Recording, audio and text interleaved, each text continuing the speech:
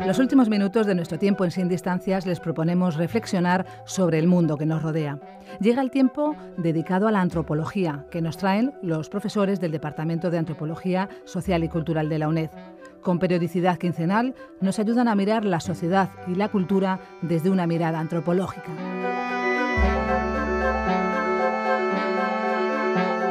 Hoy nos proponen reflexionar sobre los museos, almacenes de cultura que atraen a visitantes, que ofrecen una amplia y variada visión de nuestra historia, de nuestras tradiciones, de nuestro patrimonio y de nuestra cultura. Pero, ¿qué es un museo para los antropólogos? Para responder nos acompañan 3 profesores del Departamento de Antropología: Alfredo Francés, Honorio Velasco y Fernando Monge.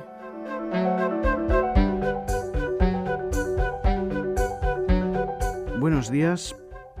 Este es una nueva edición de los programas de radio del Departamento de Antropología de la UNED y hoy cuento con la presencia de Fernando Monge y de Honorio Velasco, ambos profesores del departamento, sobre un programa que va a girar en torno a una cuestión yo creo que de interés para todos: los museos.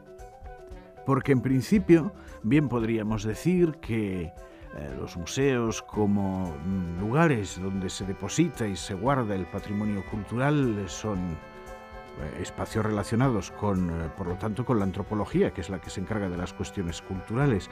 Sin embargo, parece ser que esto se ha desplazado, en cierto modo, hacia una especialización propia en algo que podríamos llamar museología, o hacia cuestiones patrimoniales, o hacia otro tipo de cosas que han dejado hasta cierto punto a los antropólogos de lado. O a lo mejor es que nos hemos dejado empujar, no estoy muy seguro. En cualquier caso, estas condiciones o este estado de cosas nos lleva a una primera pregunta, que es: ¿qué hace realmente un antropólogo en un museo? ¿Cuál es el espacio dentro de un museo para un antropólogo? O, en definitiva, para decirlo de una manera más castiza, ¿qué pinta un antropólogo en un museo? ¿Quieres empezar, Fernando? Sí, hola Alfredo, hola Honorio, hola a todos los que nos estáis escuchando. Pues como suele ser habitual, los antropólogos solemos revolver todo lo que pillamos, y entonces pues digamos que básicamente podríamos decir que los antropólogos pueden, y de hecho lo hacen, trabajan en los museos como conservadores, los organizan, los estudian, los analizan, pero también los antropólogos hacen trabajo de campo en los museos y investigan sobre los museos, no por lo que contienen en sí mismos solo, o no solo como instituciones, sino también por el modo en que las personas nos aproximamos o vivimos los museos. Por lo tanto, una vez más, los antropólogos tenemos esa capacidad maravillosa de allí donde hay un ser humano, allí estamos nosotros con nuestros aparatos, que no somos más que nosotros mismos, nuestro blog de notas, para trabajar sobre museos, por ejemplo. Sí, esto me recuerda un poco a la frase de Clifford Geertz, ¿no? Realmente los antropólogos no trabajan sobre aldeas, trabajan en aldeas, ¿no? Pues algo parecido. En efecto, sobre y en. De hecho, pues siguiendo con Clifford Geertz, al que he mencionado, es normal que trabajemos sobre los museos de tantos modos porque la antropología se caracteriza por ser la disciplina menos disciplinada de todos. Por lo tanto, se desparrama y es capaz de abordar los museos desde modos o perspectivas pues un tanto inauditas para aquellos que trabajan desde otras disciplinas en los museos. Para una, digamos, visión más convencional que la que nos propone Fernando del museo, yo me he ido directamente a uno de los sitios más convencionales del mundo, que es el Diccionario de la Real Academia Española. Y he buscado la definición de museo. Tiene, por supuesto, varias acepciones, pero nos vamos con la primera, que es la que nos interesa en este caso. Dice: lugar en el que se guardan colecciones de objetos artísticos, científicos o de otro tipo, y en general de valor cultural, convenientemente colocados para que sean examinados. Honorio, ¿qué te despierta como reflexión esta definición? A mí me gusta lo de convenientemente colocados. Te pueden gustar muchas cosas, sin duda ninguna, porque trata de dar una descripción, se supone, en el que mediante la cual se puede identificar el lugar. Yo comenzaría incluso cuestionando eso, es decir, si a mí me dieran la definición y tuviera que decir qué es, La respuesta, como en una adivinanza al revés, sería, no al revés, desde el diccionario sería museo, ¿o no? ¿O almacén? Sí, bien, podría ser un almacén. Podría ser un almacén. En este aspecto yo lo digo con toda la intención del mundo, como se puede imaginar, porque el atractivo que para mí tiene el estudio antropológico de los museos, que propiamente es de lo que me parece que estamos hablando, pues el atractivo es, por un lado, en tratar de captar, de comprender esta especie, diríamos, de función cultural que les hemos atribuido. Esta función cultural para nosotros, claro, tiene retintín, porque por un lado empleamos el significado de la palabra en el sentido antropológico y por otro lado, pues aquí la estamos utilizando en el sentido en el que es este sentido restringido que tiene en la cultura occidental para referirse fundamentalmente, diríamos, a la ciencia, al arte, a las artes, diríamos, a los saberes institucionalizados. Claro, y esta conjunción de significados, en el caso del museo, es bien curiosa. Porque, claro, por un lado, cumplen esta función cultural en el sentido de almacenar la cultura. ¿Sí? Colecciones de Y por cosas otro lado, como antropólogos, nosotros sabemos que la cultura no es almacenable,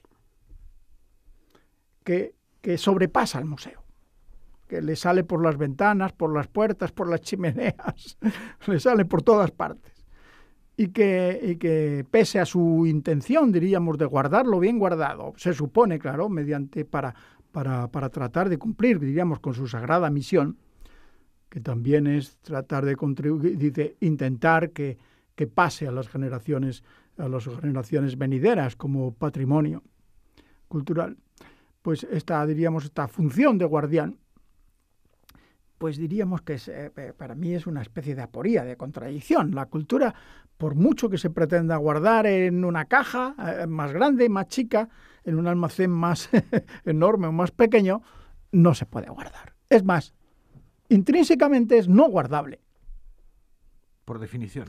Por definición. ¿Por qué? Porque es algo que compartimos, es algo que comunicamos, es algo diríamos que es demasiado fluido como para que quede guardado en ningún sitio. Además, tiene ese otro agravante, el agravante de que a veces la guarda impide el acceso. Ajá. Y en ese aspecto, la función cultural, diríamos, la función cultural y su cumplimiento en el sentido de la guarda y custodia, del almacenaje, así tan cuidadoso, efectivamente, pues tiene una segunda connotación, que es que pues los ciudadanos, el público, diríamos los interesados en la cultura, cuando vamos al museo, sabemos que vamos para un ratito y un poquito. Sí, eso está claro. Y el afán en ese sentido, el afán de la cultura siempre nos dice que, aunque satisface mucho, diríamos, el encuentro con el fetiche cuadro o el fetiche escultura, es posible que satisfaga. Sin embargo, la satisfacción es completamente efímera y completamente parcial. Y aún así, hay además distintos tipos de satisfacciones. Porque estoy mirando las definiciones estas del diccionario y hay una muy curiosa porque estamos planteando una imagen muy convencional del museo, tal vez un poco más alejada de los museos más dinámicos, más interactivos, más multimedia que parece que exige nuestro tiempo y que hasta cierto punto recoge otra de las acepciones del diccionario que es muy curiosa y os la voy a leer. Lugar donde se exhiben objetos o curiosidades que puedan atraer el interés del público con fines turísticos. Me encanta. Me encanta porque uno de los problemas que yo recuerdo hace años, ahora ya parece que menos, de los turistas cuando viajaban a lugares como Estados Unidos, que no tenían a lo mejor en esa ciudad que visitaban un museo o una catedral, era sentirse perdidos. ¿Qué voy a ver? Entonces eso en esos momentos se solucionaba yendo a estadios de fútbol americano y cosas por el estilo. En realidad es muy interesante porque si vemos las definiciones de museo son bastante contradictorias, porque en realidad el museo es un lugar que almacena Es un lugar que nos conserva, es un lugar que exhibe y un lugar que interpreta. Sin embargo, no vemos todas las dimensiones de lo que tiene el museo, ¿no? ¿Qué es lo que no solemos ver? Pues una de las partes más divertidas que tiene para un antropólogo un museo, la parte de interpretar. Y lo que no deja de ser otra paradoja muy interesante es que el museo interpreta y nos ofrece una serie de normas o una serie de visiones canónicas sobre lo que es o debe ser la cultura o el modelo artístico o la belleza, lo que debemos disfrutar con una coreografía, con una escenografía muy cuidada. Y por otro lado, cuando entramos en un museo parece que lo que es el criterio, nuestra propia visión crítica de las cosas, nuestra capacidad de análisis, desaparece. O sea, lo que aparece allí es: esta es la obra maestra. Punto. Y no, yo entro y a mí me ha gustado este cuadro, o a mí me gusta esto o no lo otro, o porque esto que me están contando no tiene sentido. Hay una suspensión de la capacidad crítica de aquel muy general del que visita el museo, y que naturaliza lo que vemos. O sea, el museo es una especie de espacio natural, de lo que vemos es lo que es. No nos preguntamos por qué está ahí, ¿no? Entonces a mí me parece que desde ese punto de vista el museo es un lugar apasionante. Incluso una de las cosas que recomiendo a los visitantes, si no quieren pasear, es sentarse en una sala y escuchar los comentarios de las personas. Es casi tanto o más divertido que ver una obra maestra. Y es parte, efectivamente, y eso es parte iba a decir, de la vida social de las cosas, en este caso de las cosas del museo, que tienen vida social. Y claro, la vida social la cobran no solamente por los tratamientos museológicos, es decir, los tratamientos de conservación y de exhibición, tratamientos técnicos, sino también con la presencia del público forma parte de esa vida social. Pero voy a alargar un poco más el concepto porque para tratar de dar sugerencias en torno a qué aporta la visión antropológica del museo, pues diré que la vida social de las cosas, en este caso de estas cosas, pues empieza mucho antes.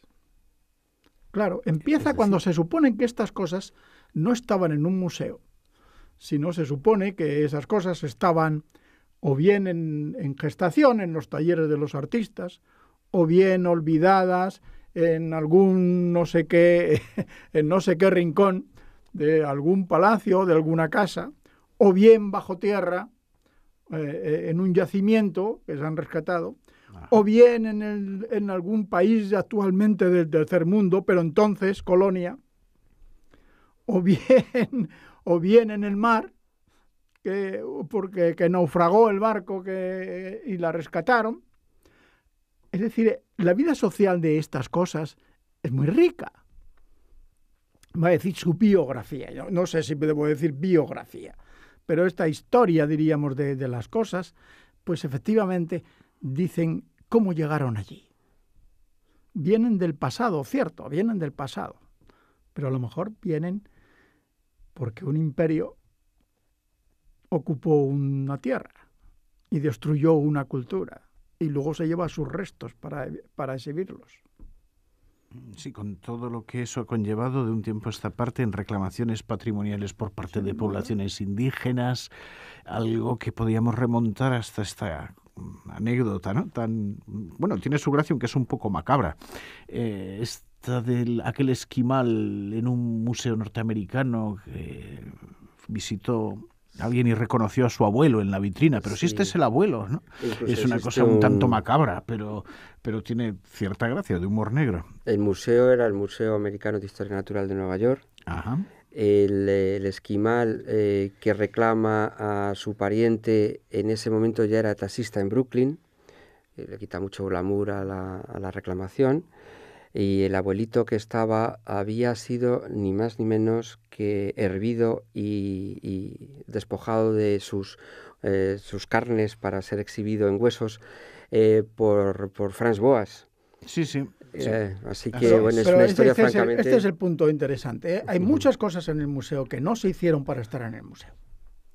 Desde luego, y es más, que muchas personas todavía siguen dudando. Esas cositas que están en los desvanes de la abuela, o la vasija, o ese mueble que la abuela iba a tirar, o esas ventanas de madera que se cambian por el aluminio, en tantos pueblos, pues aparecen de repente en lugares sorprendentes, como puede ser un museo, ¿no? Y adquieren un valor o una dimensión o un modo de ser observados totalmente diferente. Me gusta lo que Christian Gamblet decía de las cosas que van a parar al museo. Dices que adquieren una segunda vida. Esto de la segunda vida es una vida distinta de las más fosilizada, ¿no? Es una vida efectivamente que además sobre todo depende de esa capacidad, diríamos, de protección y conservación por otro lado y de la capacidad de interpretación. Pero no necesariamente en el significado atribuido, ni mucho menos, diríamos, hace justicia a lo que la vida anterior de esa cosa tenía. Y esta sucesión de las vidas, que es lo que decía, antes hablaba de esta cosa, esta sucesión de las vidas da, diríamos, una dimensión muy enriquecedora. Cuando vas a ver el museo pensando, ¿y esto dónde estaba antes? Y empiezas a recrear en este aspecto que llamamos los antropólogos cultura. Porque ciertamente esta concepción restringida de cultura, el hecho de hacer una obra para exhibirla en un lugar de exhibición llamado museo, pues es una concepción. Y la otra concepción es cultura en el sentido antropológico. Y cuando en el sentido antropológico dices, bueno, pero es que tenemos que recrear cuando esta cosa, diríamos, era útil, tenía un significado de las personas y fue generada, creada, usada, y lo que fuera, y todas estas cosas. Y luego, esta larga trayectoria, diríamos, muerta, vamos a decirlo así, oculta, perdida, y luego otra vez emergida. A veces la historia es apasionante. Una historia de legados, de herencias, disputadas, robadas, llevadas para acá y para allá, entre coleccionistas, entre acaparadores, diríamos, de piezas de museo. Es increíble la vida esta previa que tienen los cuadros hermosísimos que pasaron por las habitaciones, los palacios, diríamos, de los seres poderosos. A lo mejor luego no. A lo mejor luego alguien se las llevó porque aquella herencia se truncó y desapareció, la robaron, la mantuvieron así hasta que alguien luego la rescató. Y en este sentido las cosas han muerto y han resucitado. tienen vidas distintas. Y cuando se conoce toda esta, la riqueza que tiene el cuadro va mucho más allá de esa naturalización de la que hablabas antes, Fernando. Es una naturalización que sin duda ninguna olvida mucho. Efectivamente, decías que la cultura desborda los museos y los museos desbordan nuestro tiempo. Es evidente, no hemos podido hacer más que un pequeñísimo y un primer acercamiento a las cuestiones relacionadas con los museos. No puedo prometer que sigamos con ello, pero bien podemos intentarlo. Muchas gracias, Honorio, muchas gracias, Fernando, y muchas gracias a todos los que habéis estado escuchando. Hasta la próxima. Adiós a todos y hasta la próxima.